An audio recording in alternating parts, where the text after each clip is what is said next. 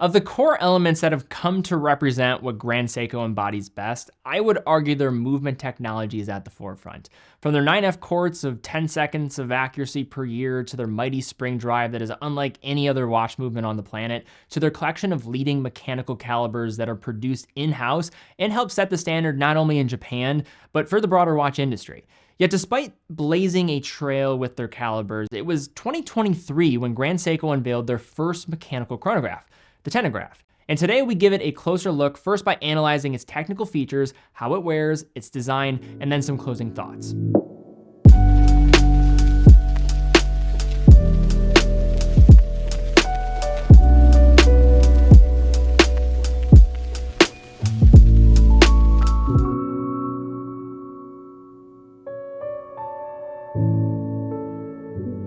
Grand Seiko's well-documented history looks back to the 1960s, although for the sake of setting the proper context for the Tentagraph, we begin by looking at the early 21st century. Following the release of the spring drive, Grand Seiko gradually evolved the calibers to include different complications and features, all while ensuring the same meticulous standards of accuracy were met.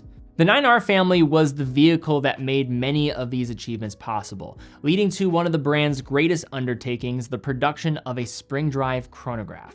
The watchmakers and designers of their Shinshu watch studio worked tirelessly to eventually create the 9R86 in 2007, a spring drive chronograph with a GMT function that delivered the most accurate self-winding chronograph in the world. The 9R86 was an engineering hurdle that, when cleared, was a caliber composed of 400 parts, was assembled by hand, maintained accuracy of plus or minus 15 seconds a month, and a power reserve of 3 days. As the cycle goes, the next step in request among collectors was a mechanical chronograph. And while this was a straightforward and natural request, the same could not be said for the process of actually producing one. Now, one of the difficulties with manufacturing mechanical chronographs is ensuring the distribution of energy to power the chronograph is consistent and doesn't interrupt timekeeping.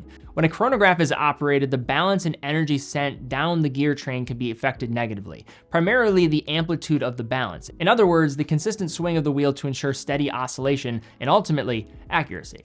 To understand the Tentagraph, we first need to understand the movement. Yet to do that, we have to look at the creation of another caliber first, the 9SA5.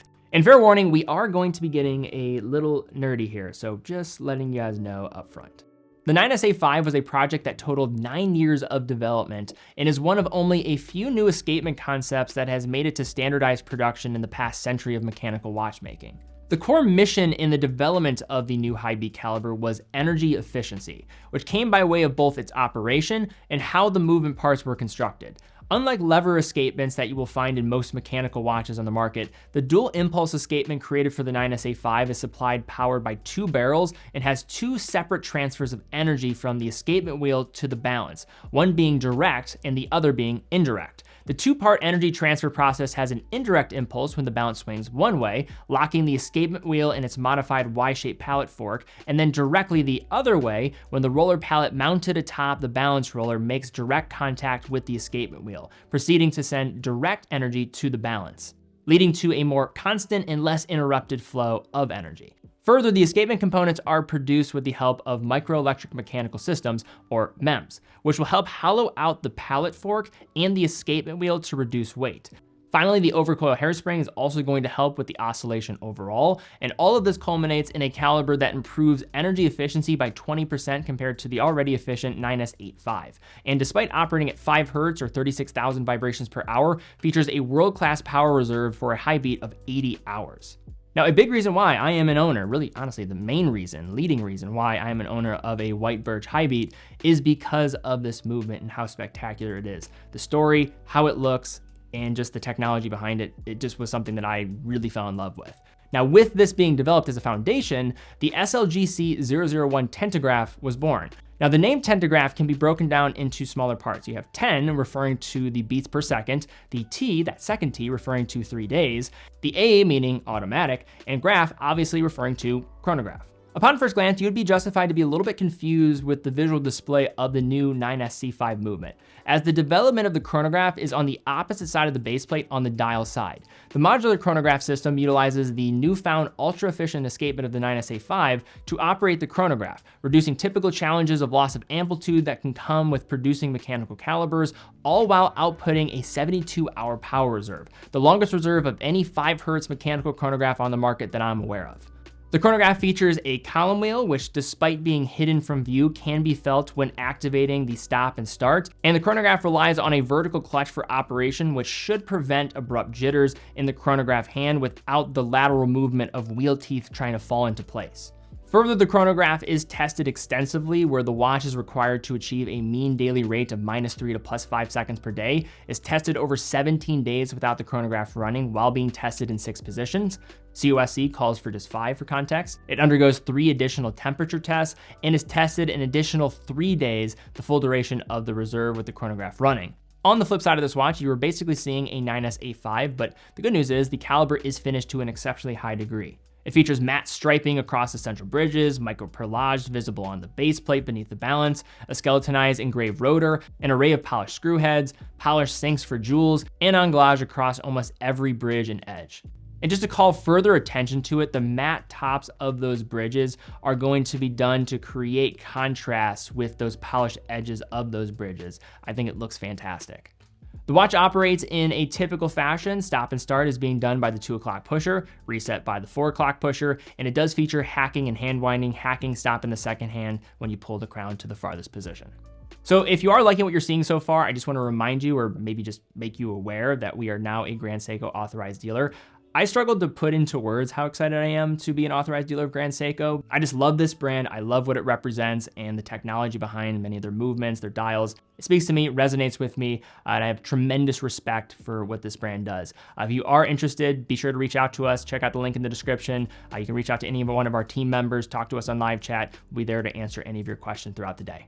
Any business also allows us to keep doing what we're doing and creating content like this. Now, transitioning to the case and primarily the wear, the Tentagraph comes in with a diameter of 43.5 millimeters, a lug-to-lug of 51.5 millimeters, and a thickness of 15.3 millimeters with a millimeter coming from a dome sapphire crystal. So the Tentagraph is certainly a larger watch, wearing like a 42 millimeter case in my estimations, as it benefits greatly from the broken up elements of the ceramic tachymeter bezel and the high intensity titanium construction of the bracelet and case, which weighs roughly 30% lighter than stainless steel. This considered, the watch is going to be best suited for those with medium to larger size wrists. Set between drilled 23mm lugs is a 3-link bracelet displaying mostly brushed surfaces with only a small hit of polishing applied to the outermost edge. The bracelet tapers from 23mm down to 20mm before terminating at a 3-piece dual button locking clasp. The links are pin adjusted, though finding a proper fit is going to be simple thanks to the inclusion of half links as well as 4 points of micro adjustment within the clasp. And although Grand Seiko does tend to get a lot of criticism for their bracelets, I find their sports bracelets, despite falling behind some of the leaders of bracelets and watchmaking, are much more equipped to meet the standards of modern collectors when it comes to sizing more easily with micro adjustment while being comfortable in the process. Case architecture takes a bit more of a bold approach with mixed finishes complementing the angular design. The vertical case sides feature fine brushing with a polished facet on top and bottom, growing wide at its center before slightly tapering at the lug ends. The posterior side of the lugs are fully polished with the exhibition case back being screwed into place.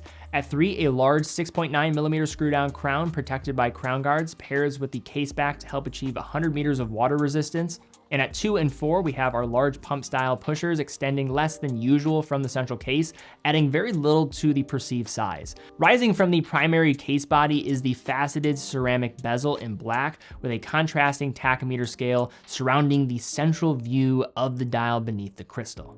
Along with their movements, Grand Seiko has amassed fans all around the world for their intricate and eye-catching dials. The backdrop of the Tentagraph follows their Mount Iwate pattern, a decoration mostly reserved for limited editions and boutique-only pieces, making its inclusion here noteworthy. The micro ridges create subtle texture that is best appreciated up close and is a beautiful combination with the glossier nature of the dial overall. At its outskirts is the line chapter ring used for indicating precise time, with large faceted indices set one step inward, being polished meticulously, featuring a horizontally lined micro pattern on their tops, helping to serve as an important part of the winning formula that are Grand Seiko dials. The registers have a polished edge that breaks up the recessed indicators from the central dial, with the 9 o'clock being your 30-minute counter, the 6 showcasing your 12-hour counter, and then the 3 serving up as your running 60 seconds. The date window is tucked in at the 4:30, enlisting the help of a bolstered frame to add to its presentation. Dial text is reserved just for 12 o'clock. We have the brand logo and Tentagraph falling just beneath the Applied GS logo,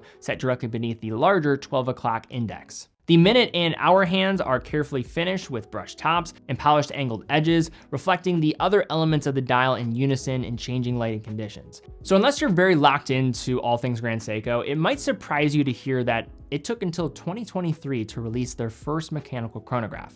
I often say that chronographs are the most underestimated complication in the watch industry among collectors, as they are far more complicated than many realize to produce. But because of their beloved ubiquitous styling, we just assume that producing a chronograph caliber from the ground up is a given, even when there are many instances of prestigious names in the industry waiting decades, if not over a century, to produce their first chronograph caliber in-house. We also throw around phrasing like modular and integrated commonly, where modular can be this derogatory term.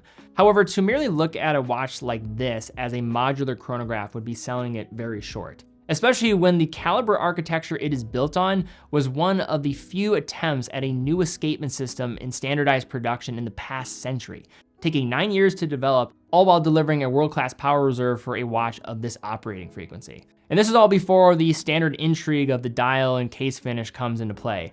I think the key points of criticism or hesitation will mostly come from the size, the bracelet maybe falling short to some of the competition, which are world-class competition, primarily with some of the bells and whistles, and its premium position, making it one of the more expensive Grand Seiko models in a non-precious metal. The reality is the Tentagraph isn't an entry-level Grand Seiko, and it never was intended to be with this complication type and caliber. Further, I would argue that in the history of Grand Seiko, this will be one of the most important brand milestones, because if you want a mechanical chronograph from Grand Seiko today, your options currently mirror the complication itself, starting and stopping right here. But all right guys, that's my video here today looking at the Grand Seiko Tentagraph. What do you think of this watch? Do you like it? Do you not like it? Leave some comments down below. If you're an owner of this watch, love to hear some ownership stories as well. See those comments down there. That'd be greatly appreciated for others that are maybe investigating this piece. If you enjoyed the video, please give it a thumbs up, subscribe, hit the bell icon. Really do appreciate that. Closing in on 1 million subscribers, so would appreciate any help in getting us there. Also check out TeddyBaldassarre.com, full authorized dealer of over 30 brands, quick and fast fulfillment, dedicated customer support, and a full factory warranty for all the products that we offer. Also how we're able to fund all of our productions here, go around the world, travel, do these manufacturer visits, all these interviews is through selling watches. So if you are in the market for a watch, we'd love to have your business. It allows us to keep doing what we're doing here, and we love what we do. But guys, thank you again so much for watching. Be well, and I will see you all very soon.